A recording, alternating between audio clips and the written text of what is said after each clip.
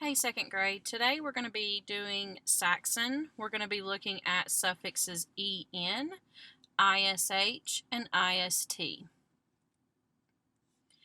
Let's read these words. Cartoonist, realist, organist, boyish, foolish, Turkish, golden, deepen, and lighten. Now, I want you to look at these words. What do these words have in common? Well, when you look at them, we notice that each of these words has a suffix on the end. Suffix ist, ish, and en. Now, how do you code these words that have a suffix?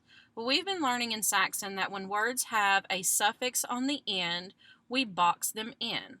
So if we were to box in suffix ist in the word cartoonist, we would know that the base word or root word left over is actually the word cartoon.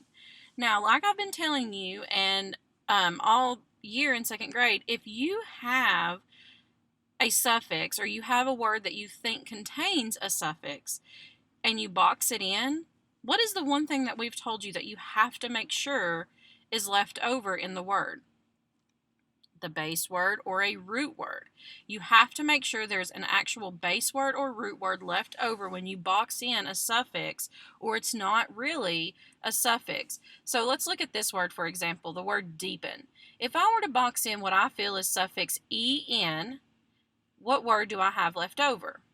Deep. Is deep a real word? Yes. So I know that deepen is, or the suffix en is actually a suffix. Now let's go into more detail about what are these suffixes and how do they change the meaning of the words. First, we're going to look at suffix ist. What do you think suffix ist means? Well, suffix ist means someone who performs an action, such as a cartoonist or an organist.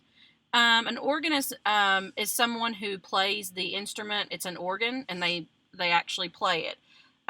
Cartoonist is someone who draws cartoons, like at Disney, those people who actually draw the characters for the movies and stuff like that. They're a cartoonist. And it can also be something characterized by a trait or quality, such as a realist. Let's look at suffix ish. What do you think suffix ish means? Suffix ish means somewhat or somewhat like, such as boyish. So you might have a toy that if you're playing with your brother, you might see it and you say, ooh, I don't like that toy, it's boyish. If you're a girl, okay, so it's just somewhat like. Another meaning that it can have is having the qualities of, such as foolish. Or it can be a nationality such as Turkish, so having that nationality. Let's look at suffix en. What do you think suffix en means? Okay, suffix en can mean made of, such as the word golden. So you might say, I have a necklace that is golden. To cause, to have, or become, such as deepen or lighten. Okay, so you may lighten your picture that you're coloring. When you're coloring, you might lighten it up with different colors. Okay, so here are suffixes that we just talked about. ist, ish, and en.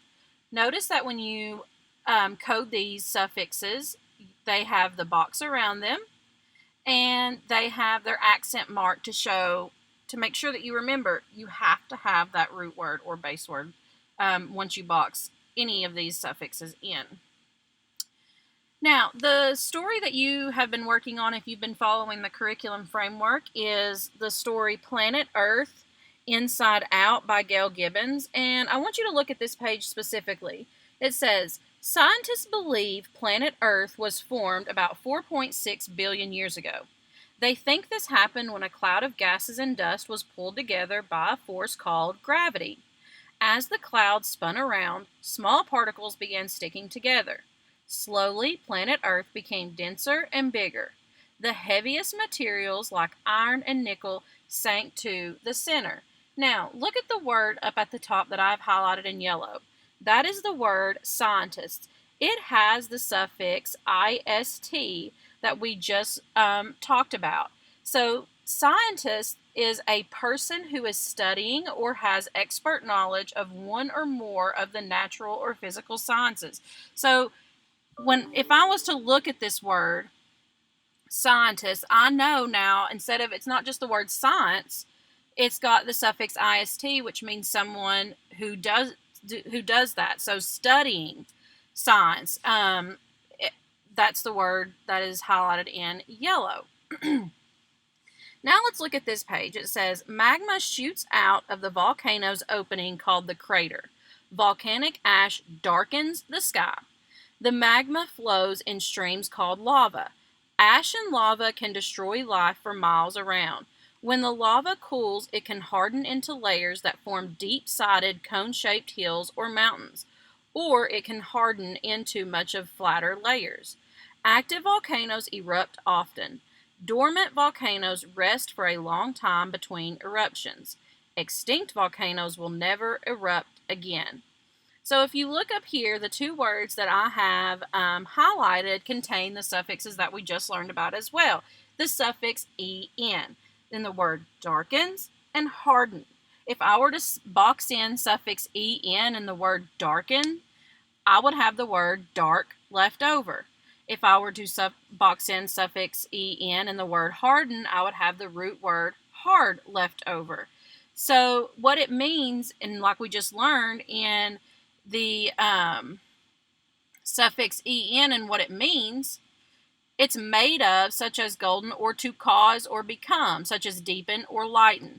So here, the way it's used in these words, it's to become darker, or to become dark. When the lava cools, it can harden. It's becoming hard. So that's what those two words mean in the text here. So when looking through this book, there were no words that had our suffix ish in it. What I'll challenge you to do is to think of a word that has suffix ish, or that you can add suffix ish to, which means somewhat like, such as boyish, having the qualities of, such as foolish, or it can be a nationality, such as Turkish. What I challenge you to do, second grade, is to come up with your own word containing suffix ish, use it in a sentence correctly, and submit it in the comments below.